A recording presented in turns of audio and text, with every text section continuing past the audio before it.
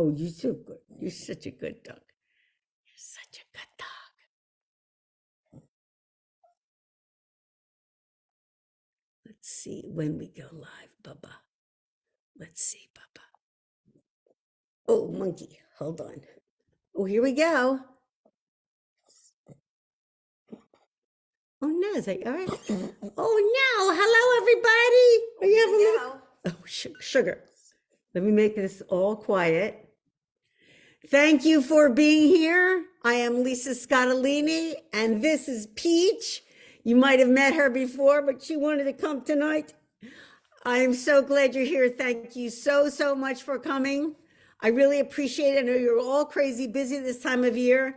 Janet, hello, Sally, Joyce, Kathy, sending you a note, girl. Edie, oh, this is so nice to see you guys. I have my little phone here so I can see you as you sign in. So some of you know Art, thank you so much. Susanna, I really appreciate you guys being here. This is an interesting one tonight. Well, I hope they're all interesting, but this one's sort of a special one. But I thought I would vamp a little with Peach because look at her. She's a little old girl. She's got one tooth. That's why her tongue hangs out. But I think that only makes her cuter. And it's amazing how much food you can eat with one tooth. She takes after me, but she's a little bit, look at, and she is the mommy of my other two dogs. So she is actually a mom. Can you see her little face? Oh, Peapod. We have 3 million nicknames for her. Peapod, just a million different. You probably have nicknames for your dog too, which is my favorite thing. Clara, Bon Natale. Oh, hello from Joyce from North Wales. This is Luca. Oh, our girl from Luca. Sweet Peach. Thank you so much. Well, thank you so very much for coming. I really appreciate it. We're here to talk about loyalty. Let me show the book so we know what I'm talking about. I always forget that part of our show. Carrie, thank you. Snowy Minnesota. Marsha, you poor thing. Stay nice and toasty. It's getting that time of year. Let me put her down. We'll get to business. Be serious. Try to get the door. Oh, talk to me. Here we are. Thank you very much for being here. I really appreciate it. Happy holidays, happy Hanukkah, Merry Christmas on the way. It is a wonderful time of year. It's a joyful time of year, and I love it. So, well, I'll tell you what, why don't we, I don't know if it's, should I, oh, someone says she's so cute. Hi from Ohio, she's adorable. You guys are way too cute. Anyway, I appreciate you taking time out of your schedule, especially now, it's super busy, but I look forward to this all week. And I appreciate your comments, your questions. I'll try to take questions if I can, if I see them fast enough. I'm kind of getting the hang of this, so I hope, I'm improving. But anyway, Marguerite, Marguerite asked a good question after the first one. She said, why do they fish at night? And I'm like, because the fish come to the light. And I forgot to tell you that, Marguerite. So thank you very much for that question. You guys are just so brilliant and so thoughtful, and I love that we all read, and I'm grateful that we're all here. So let's do our little video. It's short tonight, and then I'm going to take you behind the video and behind loyalty. So without further ado, let's start the video, and I'll vamp a little while it comes because I'll do my little video dance. Come here, Peachy. You want to come up again? She does. Come here. She's sad I let her down. Hold on a second. I'll get. Come here. Now she ran away. Great. All right, hang on. Here comes the video. It is about a place in Palermo.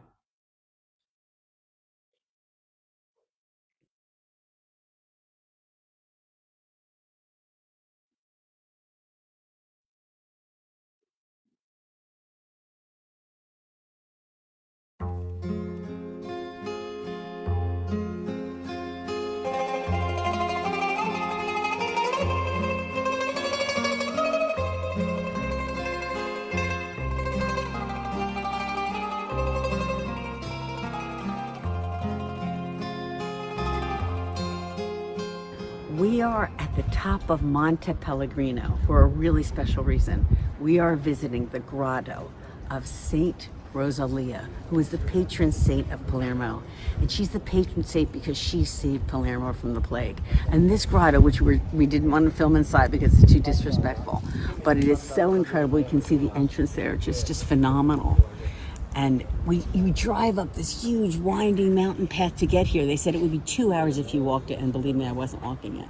and it was pouring rain, but when we got up here, it stopped raining, and here we are at the top of this mountain. And when you look over the mountain, you can see all of Palermo below. It is really, truly inspiring. And I'll put, some pictures on the website, but we didn't want to do the video there, but it is really remarkable. It is actually a church carved into the grotto, into the stone walls of the cave, because the saint lived there in isolation until she passed away at 30. An amazing, amazing place.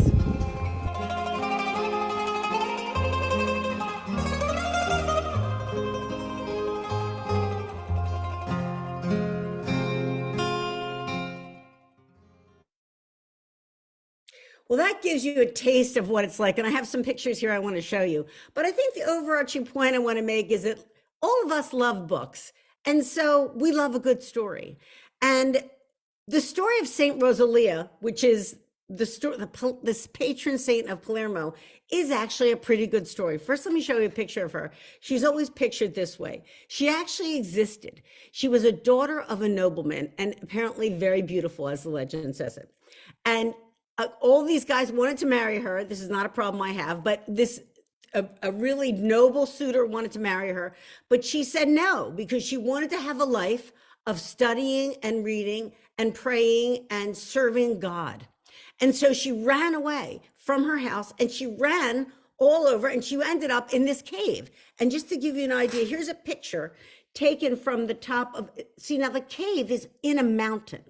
And the mountain is called Monte Pellegrino. It is way above Palermo. So you can see it here in the clouds. And there's the city of Palermo below, which is, I think I mentioned before, is the capital city of Sicily, obviously even today. So there's a lot of elevation. It took us a really long time to drive up there. And as I said in the video, you couldn't possibly walk it. But people do as part of a pilgrimage to her and to her grotto. Now, the grotto from the outside looks like this. So it looks like a normal building, but inside it's very, very different. And pictured on the outside is this little thing, which is sort of a quick illustration of her story, which I'll tell you now. Here she is, right? She's turning down the suitor, and she turned down all the suitors because she wanted to have this life of devoting herself to God and to quiet contemplation. And what happened was she went in this cave, and she lived in the cave in complete isolation, a young girl just devoted to God, and she died there. And the story is of the saint that, and I think she's important to me just because my mother's middle name was Rosalia.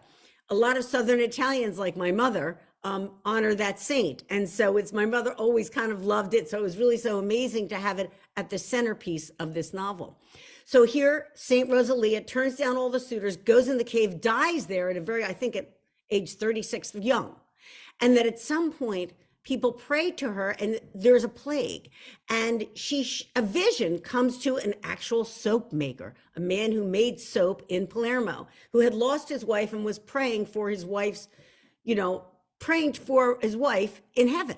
And so Saint Rosalia appeared to him, and she led him up the mountain to her bones and said, would you bury my bones, give my bones a Christian burial, and I can save the city from the plague. I mean, it wasn't quite so transactional, but you know what I'm saying? She actually is credited, he does that. She is credited with saving Palermo and parts of Sicily from the plague. And part of that honoring of her every year, she became Sicily's patron saint. There had been previously 4 saints that were very important to the city, all of whom were at the Quattro Canti. There's statues of them there. But she became the patron saint of the city, and every year, in honor of her saving the city of Palermo, her bones are paraded through the street in a silver reliquary. And we talked a little bit about that before. Next week, or next Monday night, I'll show you that actual reliquary. But that ends up being the first chapter of loyalty, because what happens and what starts the action in this book, which is a crime and a kidnapping, takes place at the Quattro Canti in Palermo, right as the saint's bones are being honored by being paraded through the street. So that little story of her is really at the heart of this novel. And that's part of what's interesting about Sicily in general. Let me show you some of these pictures. I like this one. This is right outside of the the grotto and the church, because you see the cactus. I mean, remember, we talked before, Sicily is not Italy. It is different. It had different colonizers. It's hot. It's parts of it are desert, parts of it are very, very dry. And I love that. But here's a really good example of how, here's the entrance to the grotto at the top of the mountain, right? You can see the arch. That's the entrance. Take a look at this, because this picture I took these pictures, so I'm trying my best. You can see they're kind of, you get the idea though. You can see that the entrance is hewn right into the rock. That was her grotto, and they created a chapel for her there. And so when you go there, you're at the top of a mountain in a cave that is a church. That's incredible. I've been in a lot of churches in Europe, but I've never been in anything like this, which is why I really wanted to take the time to show it to you, because it is so important to Sicily, so important to Palermo, and also so unique in Europe. I mean, it is a cave. Now, when you get inside, out from the outside, it looks really rustic and like natural. And what is this? And Laura was with my bestie, and we walk in, we're like, what is this? I mean, you've never seen anything like it. And then when you go in, we were the only people there.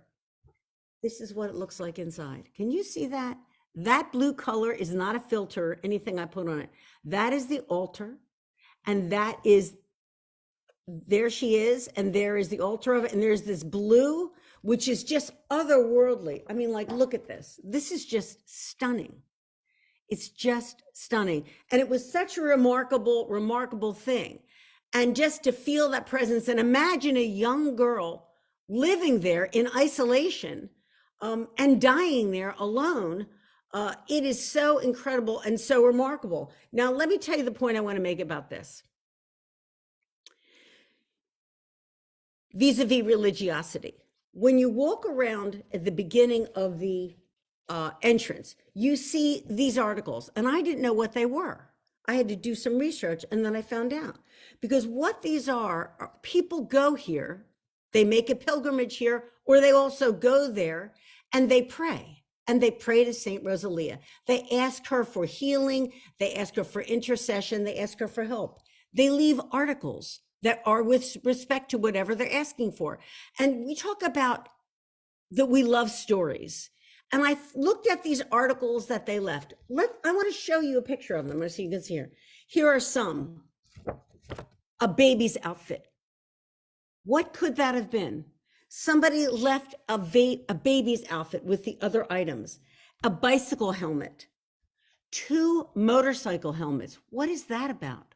What could be the story attached? Your imagination goes wild, doesn't it? You're like, what horrible thing happened? Was there a motorcycle accident? Did someone bring 2 motorcycle helmets and put them there at this altar that is in front of the arch on the way into the church? It's unbelievable. And you can see more and more of that. Here's something really poignant. I thought, here's the motorcycle helmets. Here's a child's brace, a little foot brace. What can that be about? What was that prayer about? What was that vow about? What was someone asking Saint Rosalia for that day? It's so heartrending. And interestingly, historically, there's something I wanted to point out, because do you see these silver things? You can't really see what they are, but you don't need to, because I'm going to show them to you in a minute. They're called ex votos. Now, this is a tradition. This is modern. This was a year ago, right? But this is a tradition that goes back in time, centuries in the church, happened all around places, but I'm going to stay with Sicily for a minute. An ex voto is a Latin word. It's from ex voto suscepto. It means of the vow given. For example, what it's for is, let's say this. Your ear is bothering you. You don't know how to cure it. You pray to Saint Rosalia, please fix my ear. And then what do? You go to the grotto and you bring an ex voto. What is the ex voto in the shape of? An ear. A hammer. These are made of hammered silver. That's what you see at a distance. I couldn't get any closer, but I went in a store and I bought these. Everyone leaving, asking for help, for healing, for intercession, for someone else. My brother's ear hurts. How about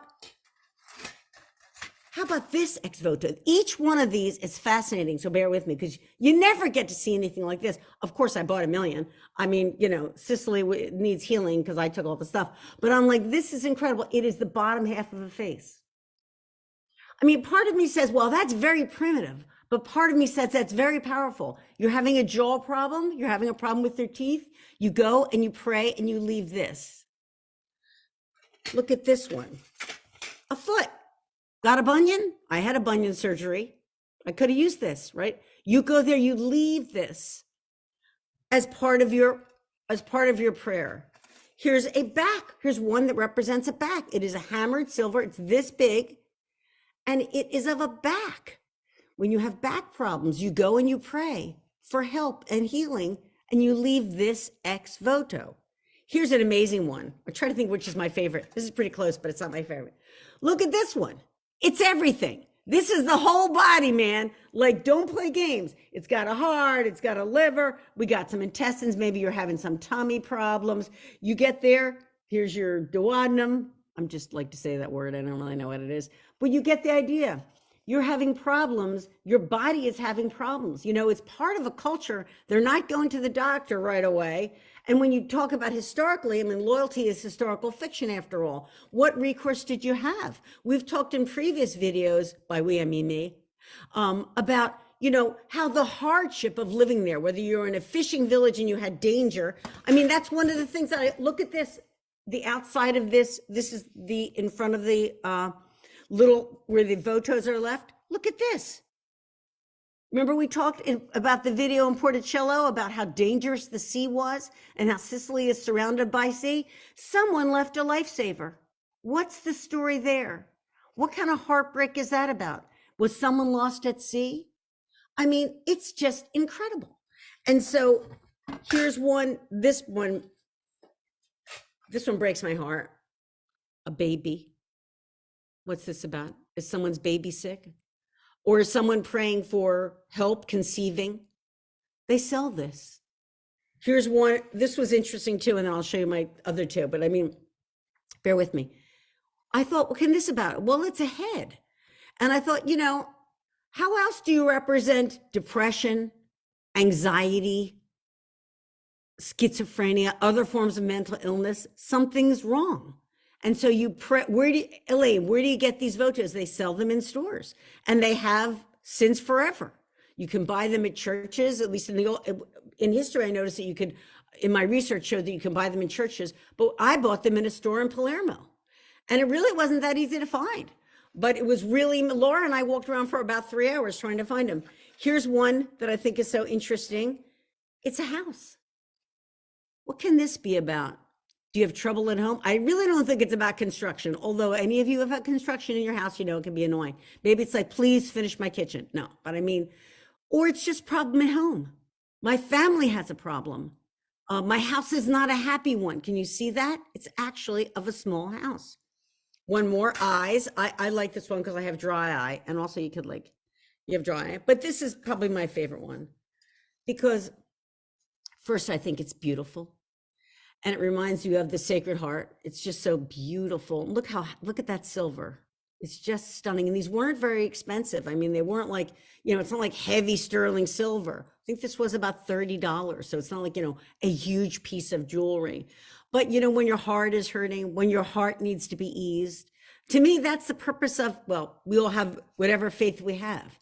The purpose of religion is to restore your faith, to ease your heart, to give you comfort. That's what I thought I was seeing. Here's a picture of St. Rosalia. You can see this is how she's pictured as a young girl in her cave. And it was so fascinating to me, and it's so much at the core of loyalty, because that book, and we talked about how there's 4 main characters in the book. One is very devout Catholic, a believer in St. Paul. And Catholicism is so prominent in Sicily, wherever you go. There's Madonna, there's statues, there's churches everywhere. Less prominent are synagogues. Why is that?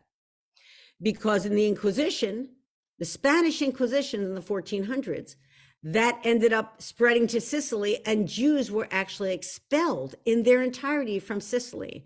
They were tortured, they were killed, and they were forced to convert. And so one of the characters in the book, because I really want to talk about spirituality and talk about faith and the human soul, not strictly in terms of religion, but more in terms of this. What is your soul? And so one of the characters in the book is Jewish. And because he has to practice his religion in secret to the extent that he can, completely on his own, without a congregation, a rabbi, without holy books, without a kosher butcher, as best he can. And that happened in history too, because of the Inquisition. So the book really, I think, is trying to deal with the stories that we tell about history, about people we revere, whether they're saints or not saints, about what faith means to all of us, whether we are following organized religion. I don't think there's a better subject during this time of year, Hanukkah, Christmas. I really wanted to talk about those concepts in terms of justice. You know, that there's 4 characters and it starts with the kidnapping, and we're going to see if justice will prevail, if faith will prevail, and how people treat each other in Sicily in the 1800s. And does really goodness prevail? And does love win? That's what I'm really trying to get to in this novel. We're not going to do an author tonight because we did get a first review and we'll pick that up next week. But I got a first review of Loyalty, which makes me very, very happy. And we'll read it to you. It was from Publishers Weekly. And it said, Scottolini brings her characters to life, instilling them with wit and intellect as they navigate the corruption of Sicily's law enforcement. Historical crime fiction fans will be riveted. I was delighted. I was thrilled. I was amazed. Above all, I was grateful. And I'm grateful to all of you for coming tonight and watching these videos. So I hope you enjoyed that. And I hope you feel the soul of this time of year. Now, let's give something away and have some fun. So this week, so you remember what we're doing. We do sweepstakes. The rules are on my website. If you pre-order the book, please do. You will love it. Send in your slip. There's also a way to enter the sweepstake if you didn't pre-order the book. So just go there, get it in, because I think this is week 7. We're doing a bunch of these till pub date of the book. Pub date means when it comes out in bookstores, which is March 28th. Every Monday night, we are going to be drawing a really, really cool prize. So let me show you what the prize, and if you get your thing in, then every week you have a chance to win. It's really good odds, and they're really good prizes. So first, let me show you what we're giving out tonight, and then I'll do next week's prize. So I'm super excited about that too. Okay, I get very excited when I start talking about carbohydrates. I just lost my mind. Okay, this we talked about last week, because as I mentioned, all of the gifts are Italian themed or Sicilian themed. And we actually found a Sicilian bakery that cooks with limoncello. And as you know, because we've talked about before, lemons are from Palermo, and it gave rise to the mafia too, but it also makes really good carbs.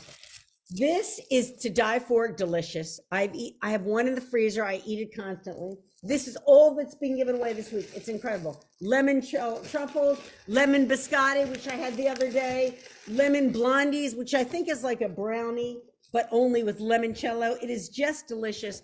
And who doesn't want to have stuff like this around, you know, when it's the holidays, people are coming over. Oh, and these cookies. Okay, I've given out some of these cookies.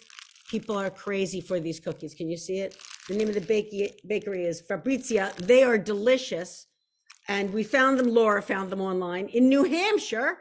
And whoever wins tonight is going to get this whole box of goodies, but a fresh box, not these, because guess who's going to eat these? Little Lisa, little Lisa. Okay, so what we do is here is all of the entries. In this big yellow thing, you get the whole yellow, and there's tons of entries, but actually I shouldn't say that. You know, it ain't like the Powerball. I don't even know how many's in here. We're getting more every week. So please get in here. But the bottom line is, you can win. There are people tonight who have won. Sally Davis won last book, right? And let's see, yeah, right. There's people on here. Last week, the person won. I was so happy, Lucille. Okay, I picked a name. Let's see who won the limoncello goodies, and then we will move on to what's next week, and I'll let you go live your life. The winner is Elizabeth Liz Schultz from Manchester, New Jersey. Woo woo! Let's see if she's here. Elizabeth, Liz, are you here? I like when they're there. You get so excited. And you guys are so nice. And I'm sorry if you didn't win. Hold on. But I mean, I just want to say how nice you are because I go through all these comments and it's so nice that everybody goes, congratulations, Liz. And it's just so like you're just starting to know each other or you don't even know each other, but you're happy for each other, which is what is so great about book people. Because you know what I'm telling you? We're connected at the heart. We're connected at the soul. We're good, kind people. And honestly, I believe that, and I believe this, that reading builds empathy. And I really think the more you read, the more connected you feel to other people. And I honestly think you read because you have empathy. And so I know Liz will be very, very happy. A Jersey girl winning a prize. Let me show you this next thing because I'm excited about this. Okay. So like I told you, I need to calm down. I picked the prizes because first off, shopping is fun. Second off, the whole idea is that it's my thank you to you. I appreciate your loyalty. I appreciate you reading me book after book after book. I appreciate you coming tonight when you have a billion other things to do. So I want it to be real and personal. I don't know how else to do this. So tonight, what I want to show you what we're giving away next week, which is something from a company that I love. The name of the company is Alessi.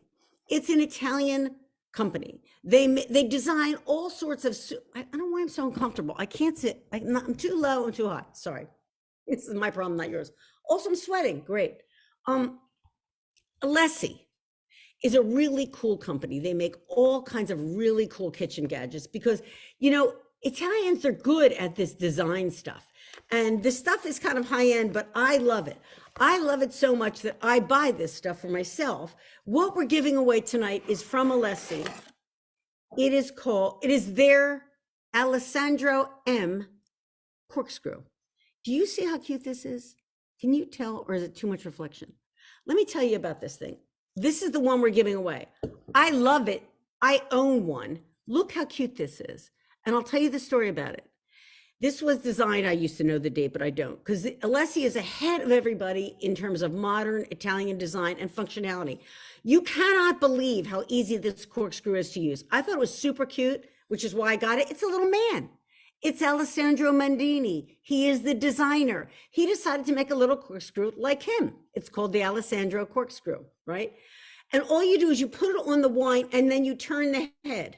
You don't have to do anything else. You don't do this. You don't do this. You don't have to do anything. And then I don't know how it works.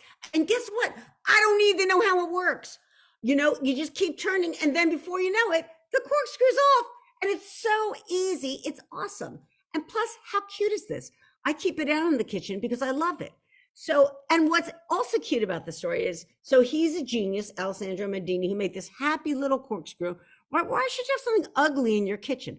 Why should you ever have anything not joyful? You can have something cute. And he's such a lovely guy, and he had a really good friend named Anna. And so he made a little Anna thing. And now this is my Anna peppermill. You can get Anna in a peppermill. Let's make him kiss. So cute. And what's really cool about what we're giving away, we're giving away the Alessandro Mandini corkscrew and the Anna stopper. So when you open your wine up, why should you put some crappy ass plastic like I do? I didn't even know this existed until we found it again. I'm like, I'm going to buy this too. But you can open it up with this really pretty corkscrew and then put this in. I just think this will make you happy to have in your house because it makes me happy to have in mine. Like, I'm not even drinking that much wine, but I have the corkscrew out. You don't even know it's a corkscrew. It just sits on look how cute is this? It's just cute. So anyway, this is my way of saying, thank you. Enter the sweepstakes because I want to give this to one of you. I really hope you get it. Marianne, thank you for being here. Janice, Donna, I know Donna. You got Carol. I'm glad you think it's adorable. I think it's adorable too. And I guess what I want to say is,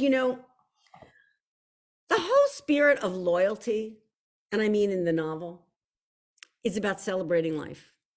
It's about celebrating life in an Italian way. Now, I know other cultures do it too, but I'm Italian.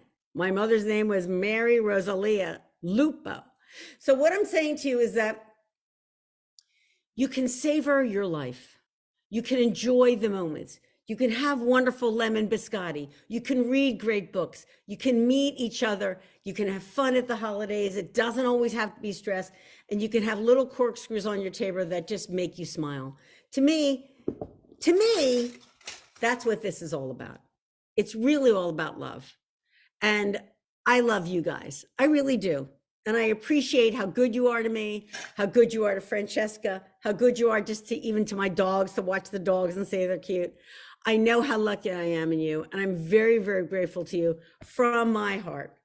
So thank you very, very much for being here. Happy Hanukkah. Merry Christmas. I guess by the time I'll see you, it will be after Christmas, but I will think of you over Christmas. I hope you have a wonderful, wonderful time. From my family and Francesca to your family and to you. Thank you very, very much for your love. I return it 1,000-fold, and I appreciate all of you. Happy, happy holidays, everybody. And I'll see you next Monday night. Stay well.